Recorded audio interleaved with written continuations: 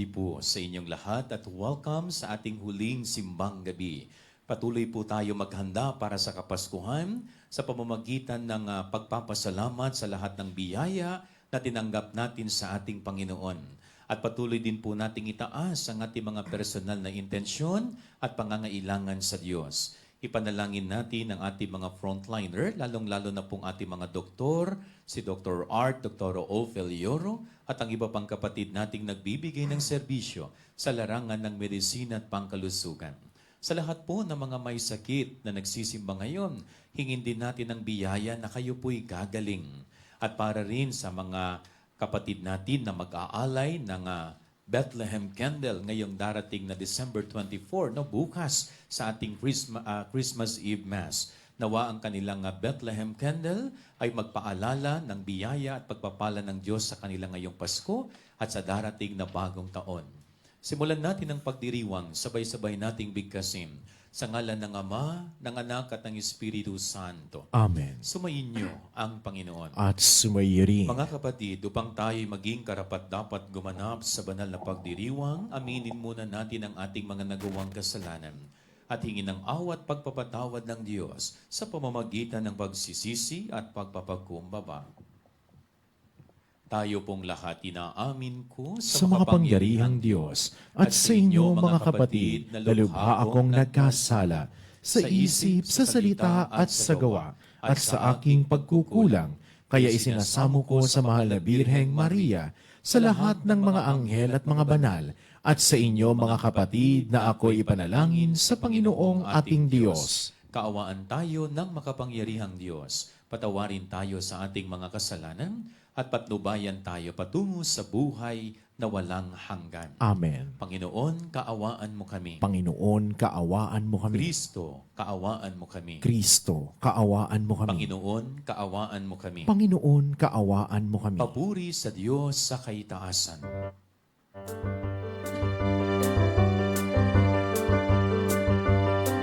Luwalhati sa Diyos sa kaitaasan, at sa lupa ay kapayapaan sa mga taong may mabuting kalooban. Pinupuri ka namin, dinarangal ka namin, sinasamba ka namin, niluluwalhati ka namin. Pinasasalamatan ka namin dahil sa dakila mong kalwalhatian. Panginoong Diyos, Hari ng langit, Diyos amang makapangyarihan sa lahat. Panginoong Jesucristo, bugtong na anak, Panginoong Diyos, Kordero ng Diyos, Anak ng Ama, Ikaw na nag-aalis ng mga kasalanan ng sanlibutan, maawa ka sa amin. Tanggapin mo ang aming kahilingan, Ikaw na naluluklok sa kanan ng Ama, maawa ka sa amin. Sapagkat ikaw lamang ang banal, ikaw lamang ang Panginoon, ikaw lamang, O Jesucristo, kasama ng Espiritu Santo sa kalwalhatian ng Diyos Ama.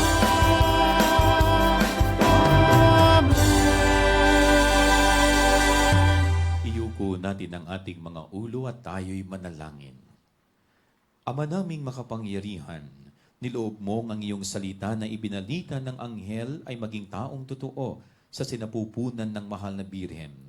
Ipagkaloob mong kaming sumasampalatayang siya'y ina ng Diyos, ay matulungan niyang dumalangin sa iyo sa pamamagitan ni Jesucristo kasama ng Espiritu Santo magpasawalang hanggan. Amen. Tayo pong lahat ay tahimik na makikinig sa salita ng Diyos.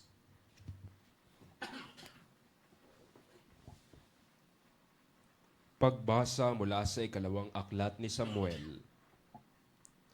Si David ay panatag nang nakatira sa kaniyang bahay. Sa tulong ng Panginoon, hindi na siya ginambala ng kaniyang mga kaaway. Tinawag niya si Nathan at sinabi, "Nakikita mong nakatira ako sa tahanang sedro, ngunit ang kaba ng tipan ay sa tolda lamang."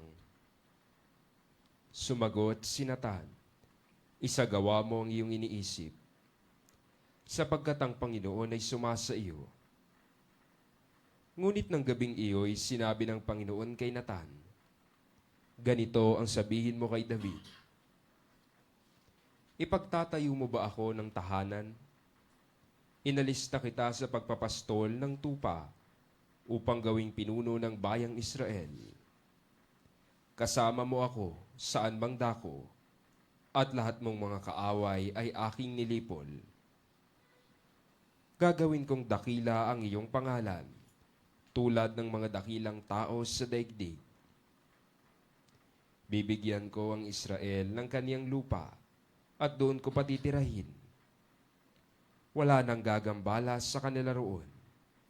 Wala nang aalipin sa kanila tulad noong una, buhat nang maglagay ako ng hukom nila. Magiging payapa ka sapagkat wala nang gagambala sa iyo. Bukod dito, akong Panginoon ay nagsasabi sa iyo, patatatagin ko ang iyong sambahayan. Pagkamatay mo, isa sa iyong mga anak ang ipapalit ko sa iyo. Patatatagin ko ang kaniyang karian. Kikilanlin ko siyang anak, at ako na may magiging ama niya. Magiging matatag ang iyong sambahayan. Ang iyong kari ay hindi mawawaglit sa aking paningin, at mananatili ang iyong trono." Ang salita ng Diyos. Salamat sa Diyos. Salmong tugunan. Pag-ibig mong walang maliw ay lagi kong sasambitin. Pag-ibig mong walang maliw ay lagi kong sasambitin. Pag-ibig mo poon na di nagmamaliw, ang sa tuwi-tuwi na aking aawitin. Ang katapatan mo'y laging sasambitin. Yaong pag-ibig mo'y walang katapusan, sintatag ng langit ang iyong katapatan. Tugon, Pag-ibig mong walang maliw ay lagi kong sasambitin. sabi mo poon ikaw ay may tipan na ginawa kay David mong hirang. At ito ang iyong pangakong iniwan. Isa sa lahi mo'y laging maghahari. Ang kaharian mo ay mamamalagi. Tugon, Pag-ibig mong walang maliw ay lagi kong sasambitin. gagawin ko siyang anak na panganay. Mataas na hari nitong daigdigan. Laging maghahari ang isa niyang angkan. Sintatag ng langit yaong kaharian. Tugon, Pag-ibig mong walang maliw ay lagi kong sasambitin. Magsitayo po ang lahat.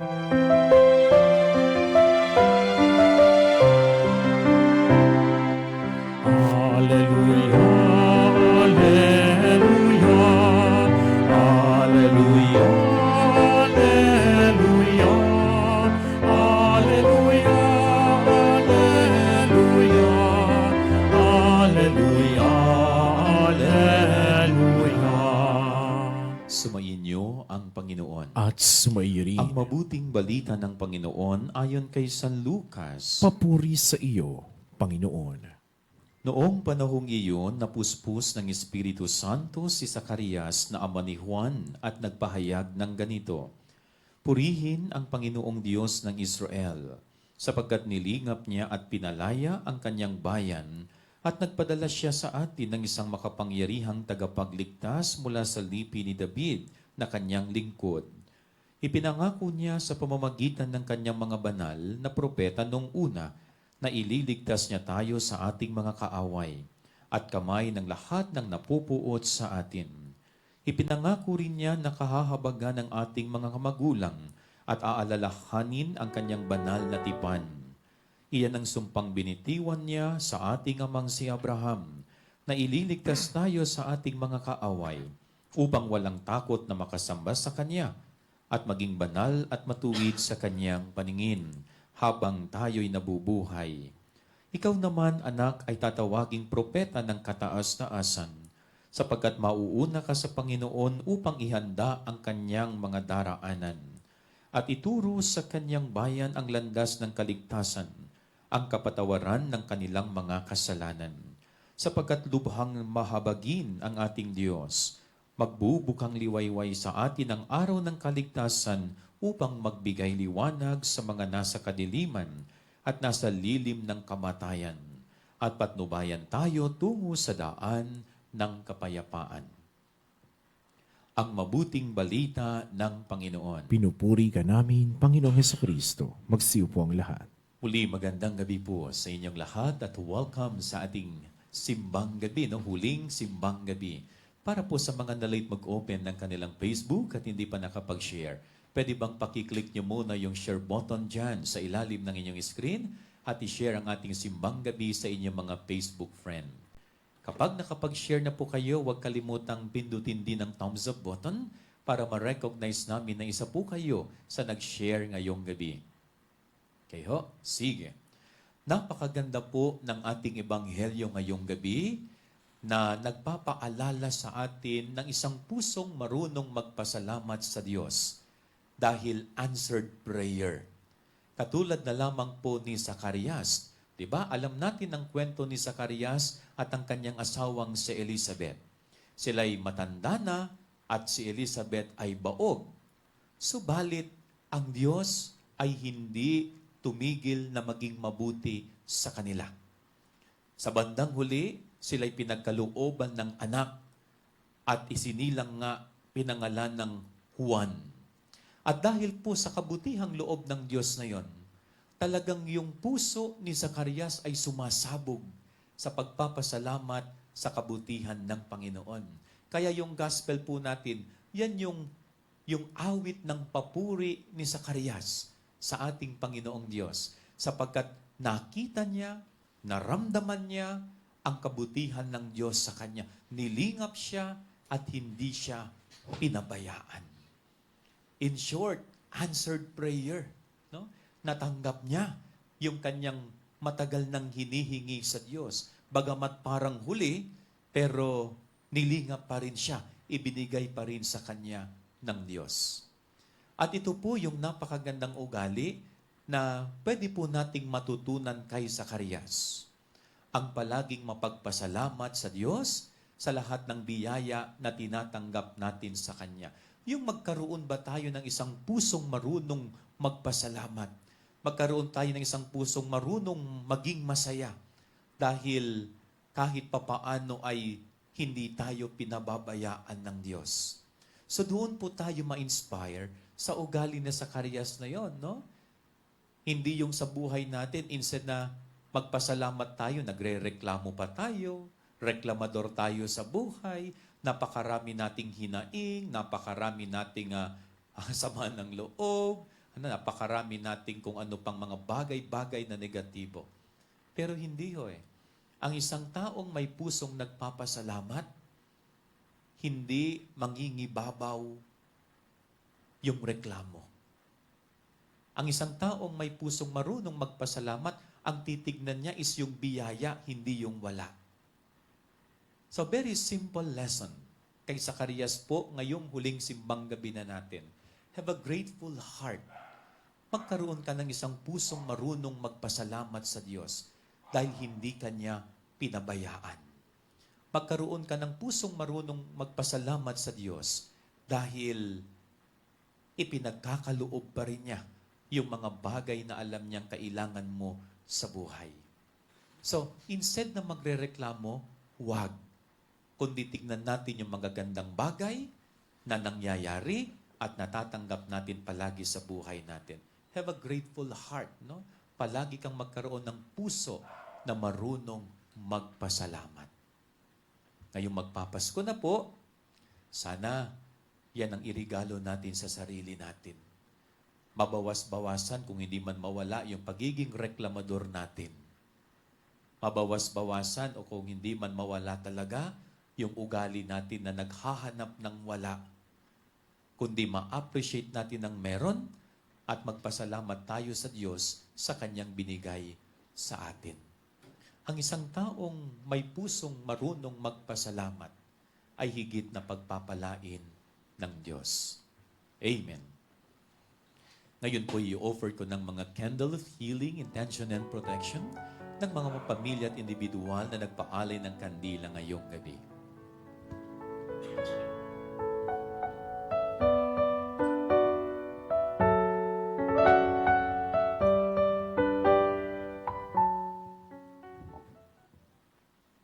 Sa katahimikan ng ating puso, iuko natin ang ating mga ulot hilingin sa Diyos, ang ating mga personal na intensyon at mga pinagdarasal.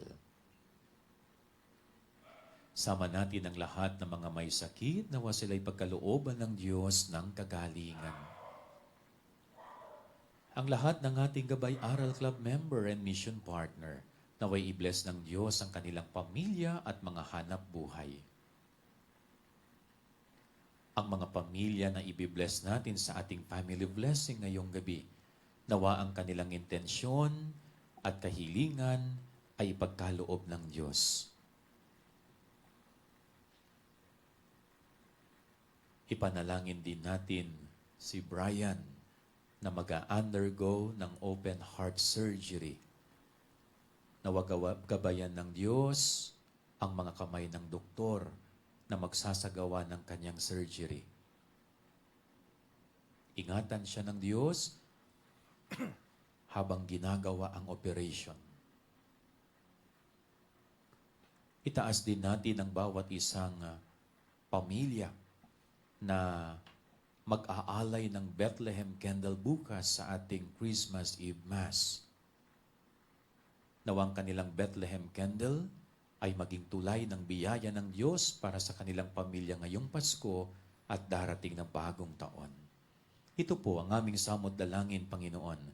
Basbasan po ninyo at pagpalain ngayon at magpakailanman. Amen. Magsiyo po ang lahat para sa pag-aalay.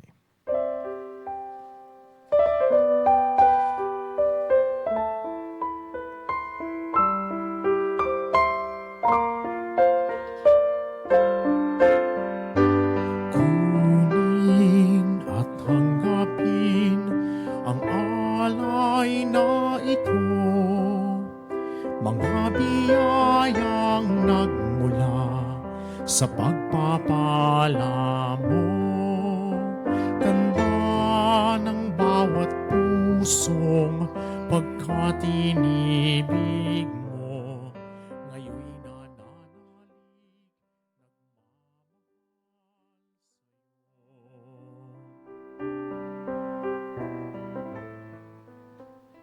Manalangin kayo mga kapatid upang itong ating paghahain ay kalugdan ng Diyos sa mga makapangyarihan. Tanggapin nawa ng Panginoon itong paghahain sa iyong mga kamay, sa kapurihan niya at karangalan, sa ating kapakinabangan at sa buong sambayanan niyang banal. Ama naming lumikha, ang mga alay naming nakahain sa iyong dambana ay pabanalin nawa ng paglukob ng banal na Espiritu na pumuspo sa sinapupunan ng mahal na Birheng Maria upang magdalang tao at magsilang sa iyong anak na siyang namamagitan magpasawalang hanggan. Amen. Sumayin niyo ang Panginoon. At sumayo rin. Taas sa Diyos ang inyong puso't diwa. Itinaas na namin sa Panginoon. Pasalamatan natin ang Panginoong ating Diyos. Marapat na siya ay pasalamatan. Ama naming makapangyarihan, tunay ngang marapat na ikaw ay aming pasalamatan sa pamamagitan ni Jesucristo na aming Panginoon.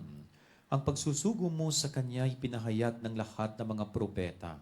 Ang pagsilang niya ay pinananabikan ng mahal na Birheng kanyang inang tunay sa kapangyarihan ng Espiritong Banal. Ang pagdating niya ay inilahad ni San Juan Bautista sa kanyang pagbibinyag. Ngayong pinaghahandaan namin ang maligayang araw ng kanyang pagsilang, kami nananabik at nananalangin lubos na makaharap sa kanyang kadakilaan. Kaya kaisa ng mga anghel na nagsisiawit ng papuri sa iyo, nang walang humpay sa kalangitan, kami nagbubunyi sa iyong kadakilaan.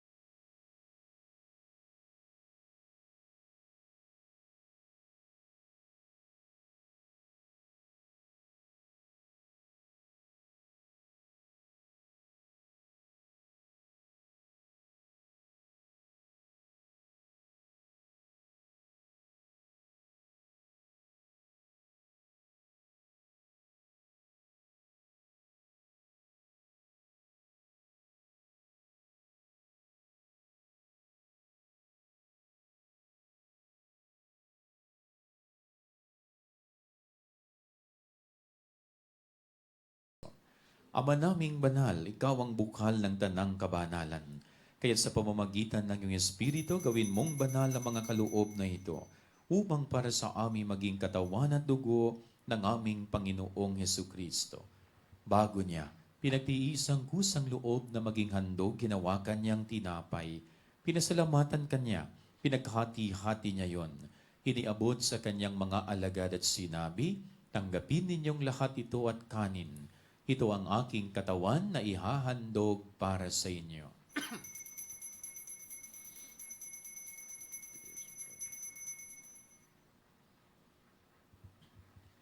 Gayon din naman, nung matapos ang hapunan, hinawakan niyang kalis, muli kanyang pinasalamatan. Iniabot niya ang kalis sa kanyang mga alagad at sinabi, tanggapin ninyong lahat ito at inumin. Ito ang kalis ng aking dugo, dugo ng bago at walang hanggang tipan. Ang aking dugo na ibubuhos para sa inyo at para sa lahat, sa ikapagpapatawad ng mga kasalanan. Gawin ninyo ito sa pag-alala sa akin.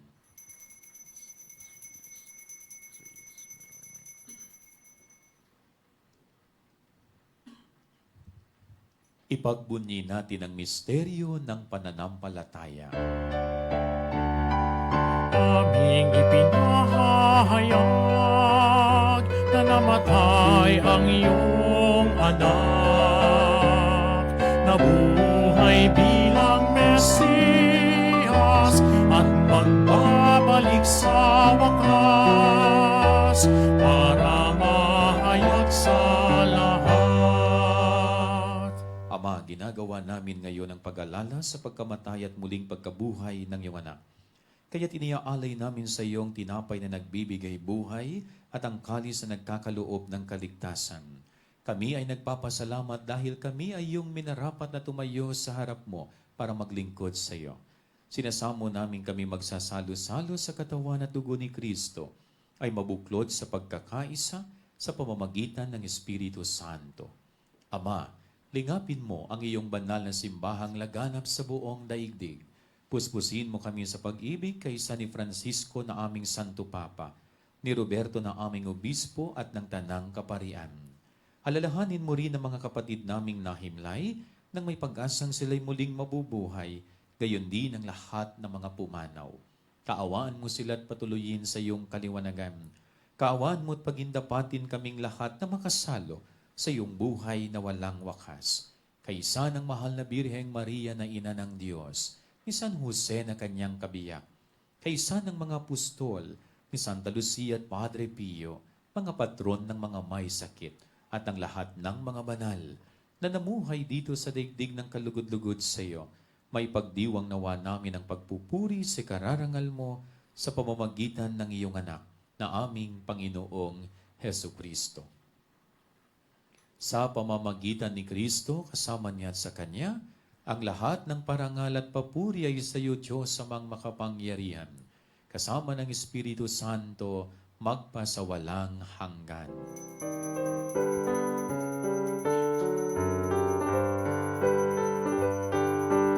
Amen, amen, amen, amen,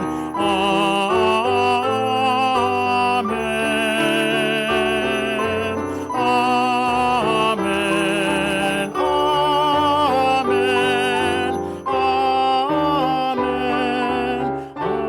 amen.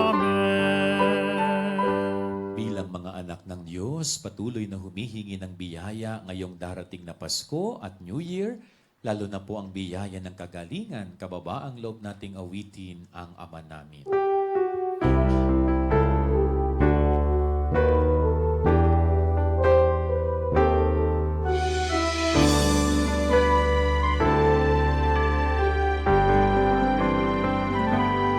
Ama namin, sumasalangit ka, sambahin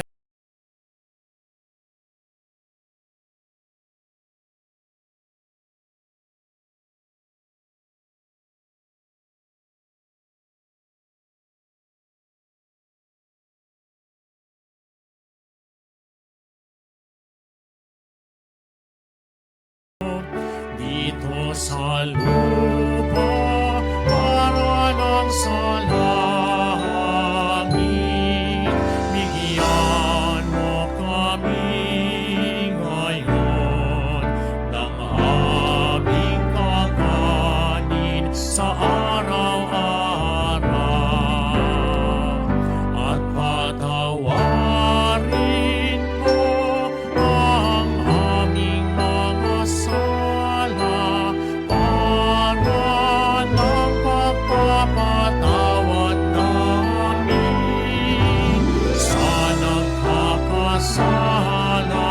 sa amin, at huwag mo kaming ipahintulot sa tukso, at ianiya mo kami sa lahat ng masama. Hinihiling namin kami yatya sa lahat ng masama, pagkalooban ng kapayapaan araw-araw iligtas sa kasalanan at ilayo sa lahat ng kapahamakan.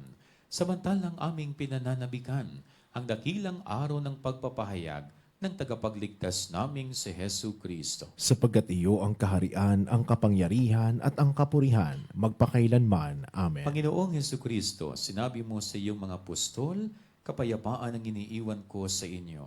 Ang aking kapayapaan ang ibinibigay ko sa inyo. Tunghayan mo ang aming pananampalataya at huwag ang aming pagkakasala. Pagkalooban mo kami ng kapayapaan at pagkakaisa ayon sa iyong kalooban, kasama ng Espiritu Santo, magpasawalang hanggan. Amen. Ang kapayapaan ng Panginoon ay laging sumainyo. At sumairin. Pagbigayan kayo ng kapayapaan sa isa't isa. Peace be with you po sa inyong lahat. Kordero ng Diyos na nag-aalis ng mga kasalanan ng sanlibutan, maawa ka sa amin. Kordero ng Diyos na nag-aalis ng mga kasalanan ng sanlibutan, maawa ka sa amin. Kordero ng Diyos na nag-aalis ng mga kasalanan ng sanlibutan, ipagkaloob mo sa amin ang kapayapaan.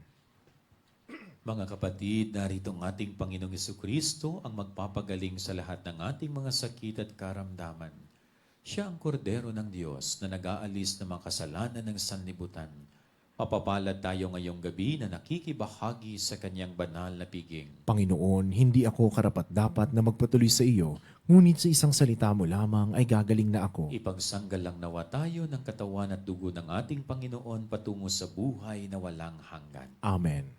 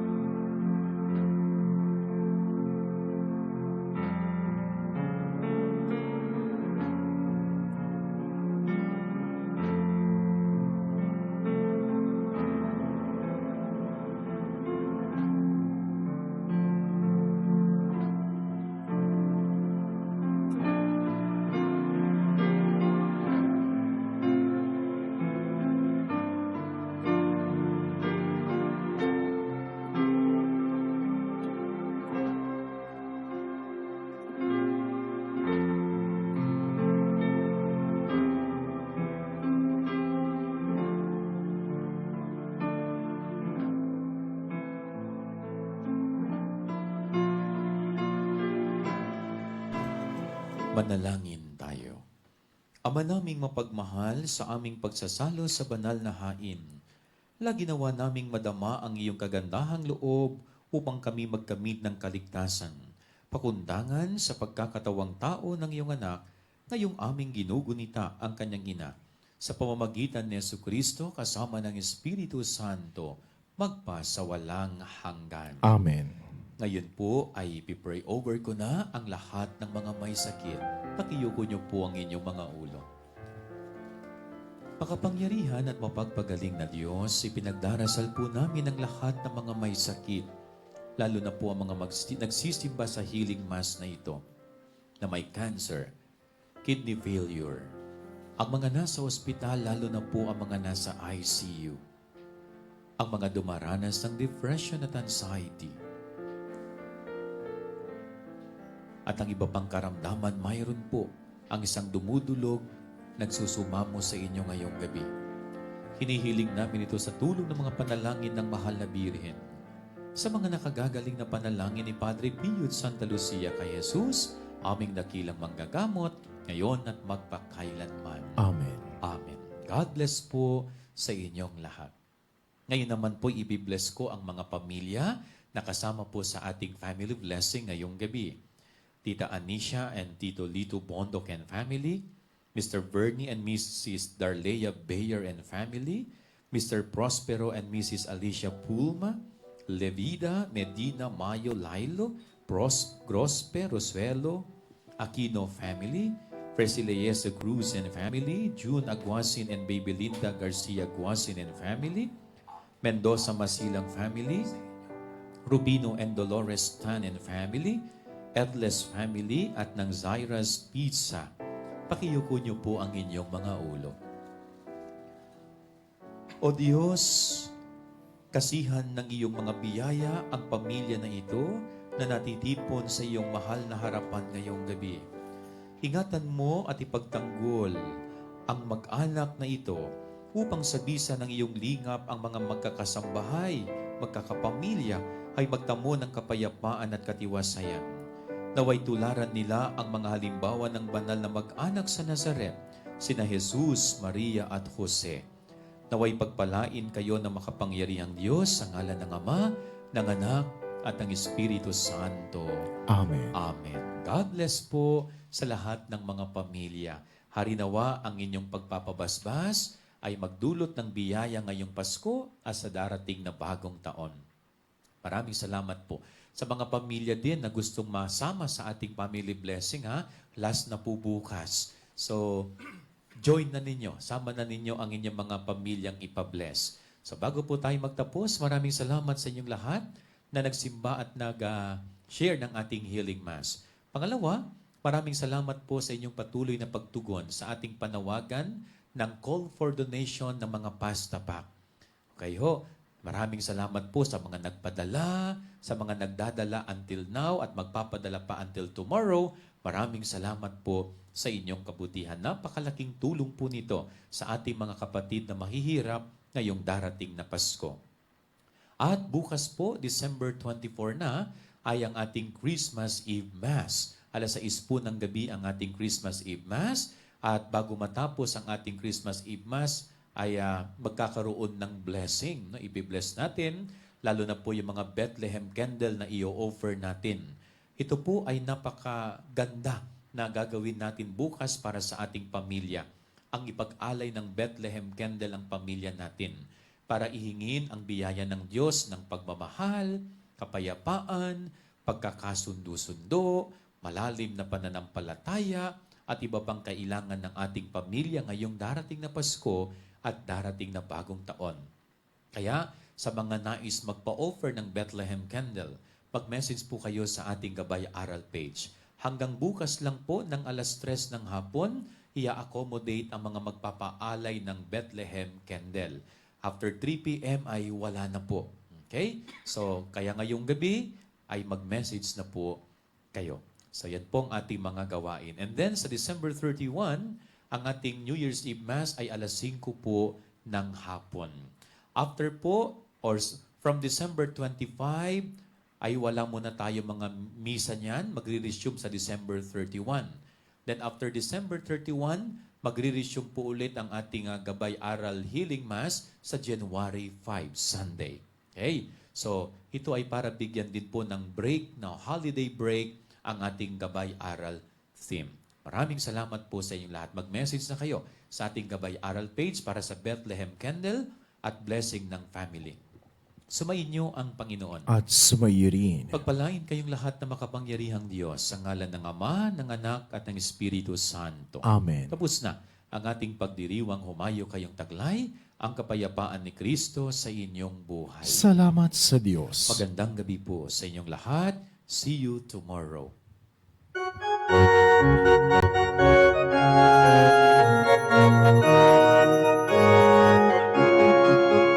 Kay lamig na ng simoy ng hangin, tayo na at magsimbang gabi. Siyam na araw na ating tutok din, gigising at mananalangin. Tuwing sasapit ang Pasko, ang Pilipino ay nagdiriwang, sapagkat si Kristo'y darating upang lahat ay